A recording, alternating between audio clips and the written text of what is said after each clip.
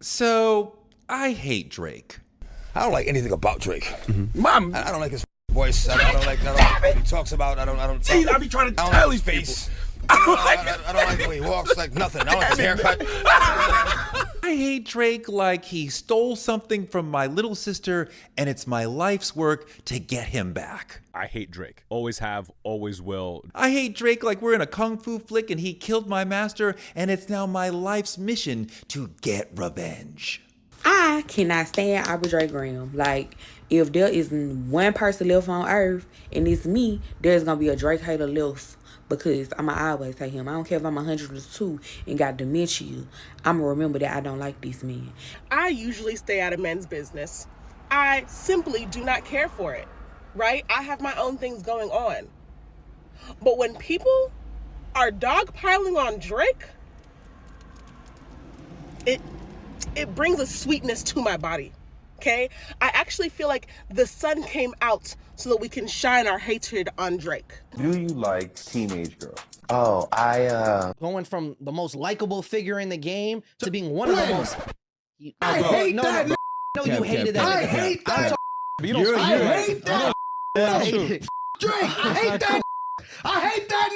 That's not hip hop. But the important question now is, why do I hate Drake so damn much? What is it about Drake that makes the hate gush out of me like blood in a Tarantino film?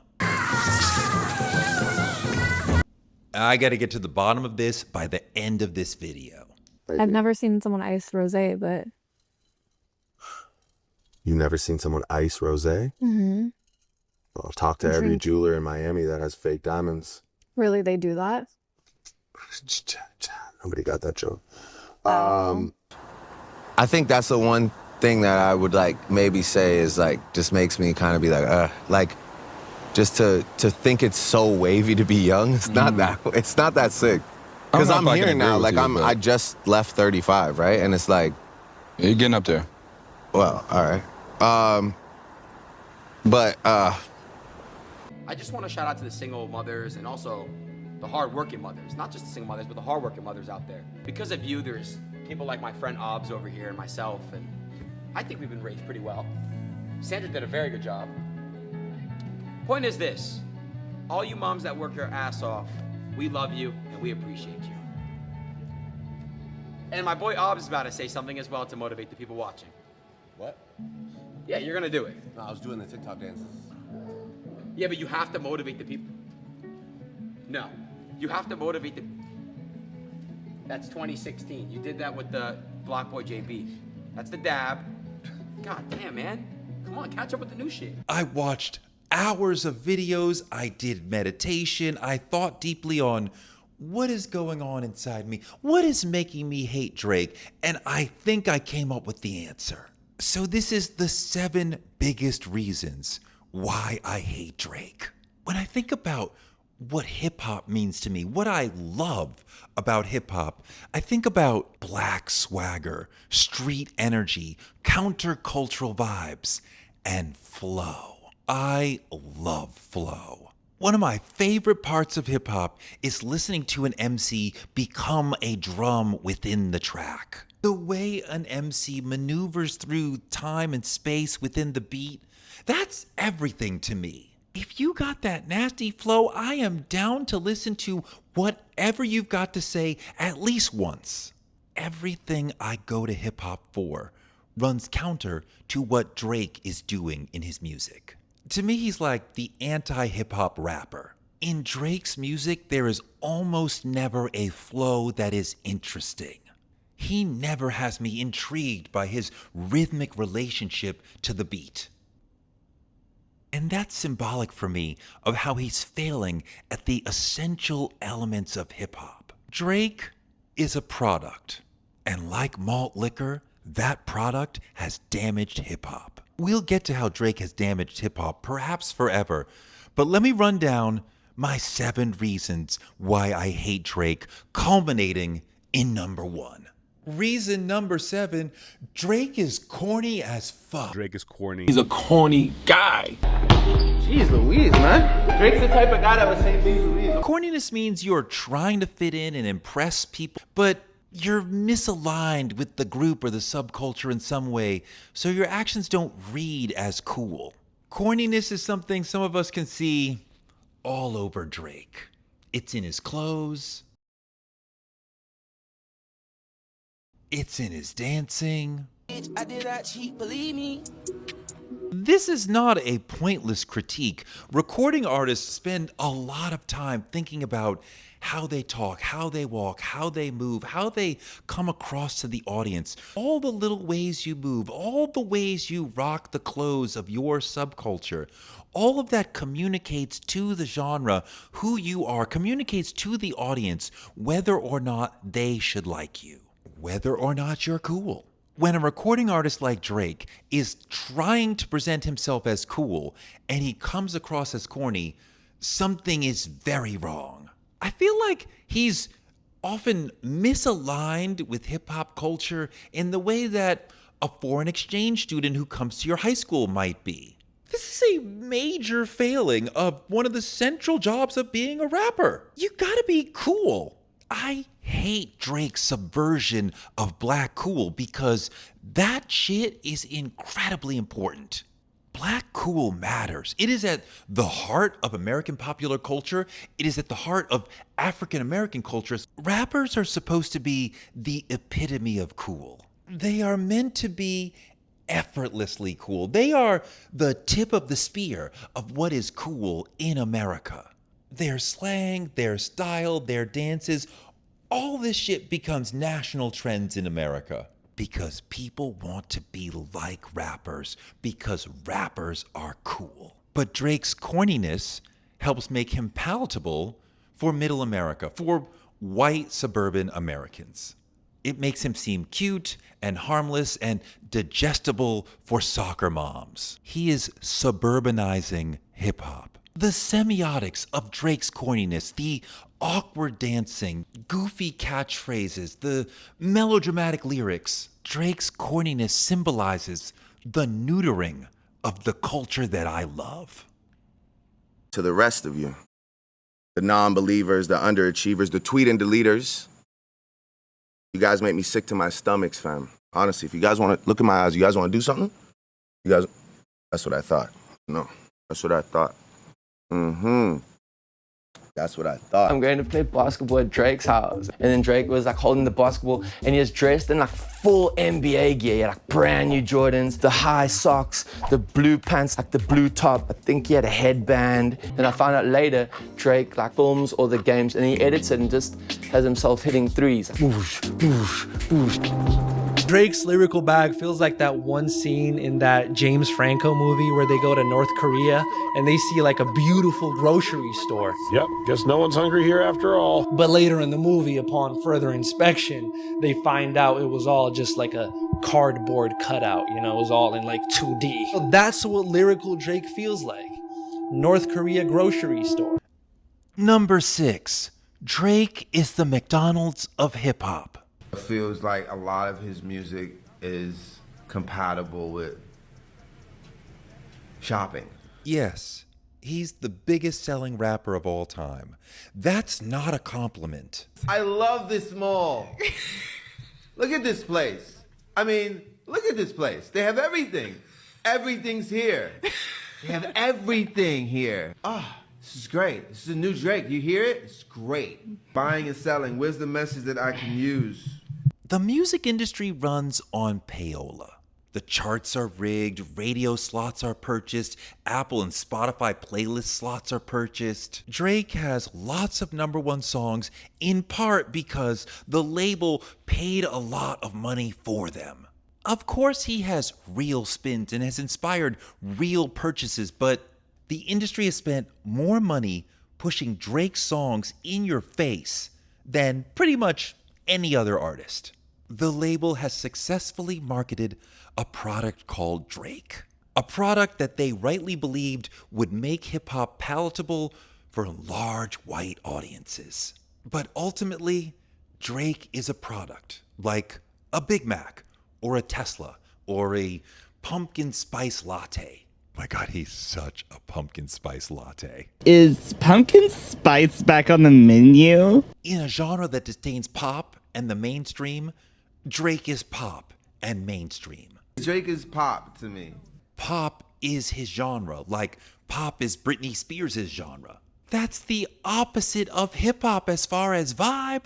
Hip-hop's about non-conformity. This nigga's whole point is making white-friendly hip-hop. Damn, white boy. Like lactose-free milk, it's easier for some people to digest. He's not challenging in any political or aesthetic or sonic way. He's like a black guy who primarily hangs out with white guys, and they think they're hanging out with a black guy, and they are. But Drake symbolizes the gentrification of hip-hop. If hip-hop was a city, Drake would be that brightly lit, architecturally defined, new, cute, gentrified part of the city. It's got a Banana Republic and a Gap over there, and maybe a TGI Fridays or some shit. Probably got 2 Starbucks locations. Gotta get those pumpkin spice lattes. Welcome to Starbucks. What can we get started for you today?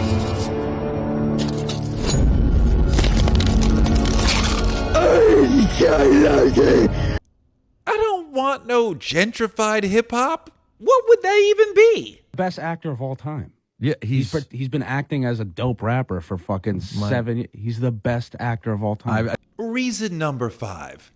He doesn't really understand hip-hop. Hip-hop is a space with its own rules and codes, and if you know hip-hop, you know these rules and codes in your blood. This is not merely a genre of music. This is like a religion for some of us. But then you see a rapper drop a Tupac AI record, and you realize he lacks sufficient reverence and understanding of that God in this culture. If you want to be successful, you want to be like Trump, gimme, push, step, crush. And saying Kendrick is rapping like he's trying to get the slaves freed is a deep misunderstanding of what hip-hop is really about. A lot of hip-hop has been rapping to try to free us from white centrism, internalized racism, mass incarceration, police violence. If you're not rapping to try to get the slaves freed, what are you doing? Do you think that that's a bad thing? Is Drake not trying to free the slaves with his music? Really? Good to know. Yeah, that line is a permanent stain. I think he's a bitch. That's a bitch move. And the Control verse is a whole other problem. 2014, Big Sean's song Control, he invites Jay Electronica and Kendrick to come on, and Kendrick does a legendary, iconic verse, a generation-rattling and perhaps generation-defining verse. He says, I'm trying to murder all of you niggas, and he names everyone who matters in hip-hop. He's throwing down the gauntlet saying hip-hop is Kendrick versus everyone, and I got all y'all motherfuckers. You know, when I went in and did the verse, I thought I was just having fun. and you know, these cats I know, and I'm, you know, calling out there, we having fun. Right. These are my comrades. Yeah, so. If he named you, he dissed you. But was it really a diss? If he named you, it meant that you were on his radar, so thus you were big enough to deserve to be dissed. If you weren't mentioned, then you weren't on his radar. That's the real diss. It's niggas who's pissed off just because they wasn't mentioned. Everyone in hip-hop understood the spirit of Kendrick's Control verse. He wasn't really dissing anyone. He was asserting his superiority as an MC. First thing he says to me is like, yo, thank you so much for just, you know, for understanding and not taking the verse the wrong way. I like that. And I was like, I understand. Like, I listen to rap. Right. It's the sport of hip hop. It's the sport. It's the sport of hip hop. And I looked at it like, man, you know, he shouted out his peers. He shouted out his peers, and he was like, yo, you know, I want to take something from your fan base, Mac Miller's fan base. You know, I want to take all of that. When is that not the mission? You can't really get mad at him because that's what every MC should be thinking, at least every MC who competitively raps. So as an MC, you should already be thinking that, you know? Yeah. So he only said what every other rapper's already thinking. The fact that he had the balls to say it is what's incredible to me. I think it's a genius move what he did. Everybody who was mentioned understood the spirit and vibe that Kendrick was coming with. Well, not everyone.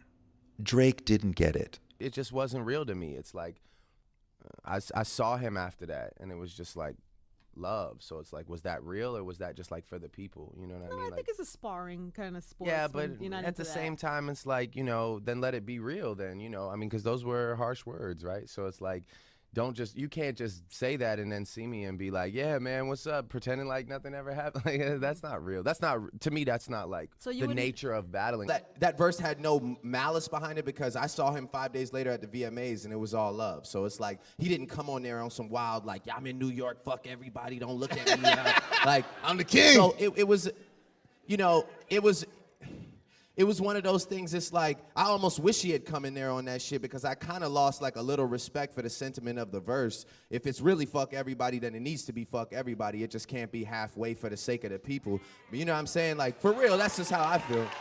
He did not understand the gesture of the control verse, because he does not truly, completely understand hip hop.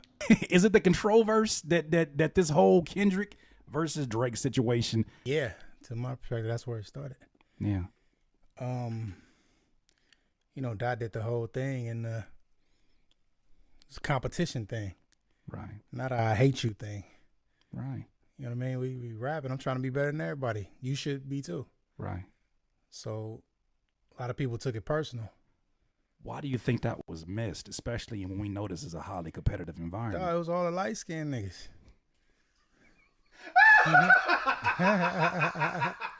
Then with Drake, he doing interviews like he really upset about it, and like that kind of threw everybody for a loop. It's like, huh?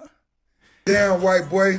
Best actor of all time. Number 4, he's a Manosphere rapper. What is the Manosphere? An umbrella term used to describe content aimed at men, but it's always deeply misogynistic, racist, homophobic, and it's resulting in the alt-right radicalization of these young men. All those young guys who are chronically online and kind of hate women and love Trump and love Andrew Tate and Jordan Peterson and all that shit, they love Drake. He speaks their fucking language. He did a whole interview with Aiden Ross. He's a big part of this Manosphere industrial complex. People like my friend Obs over here and myself, and I think we've been raised pretty well.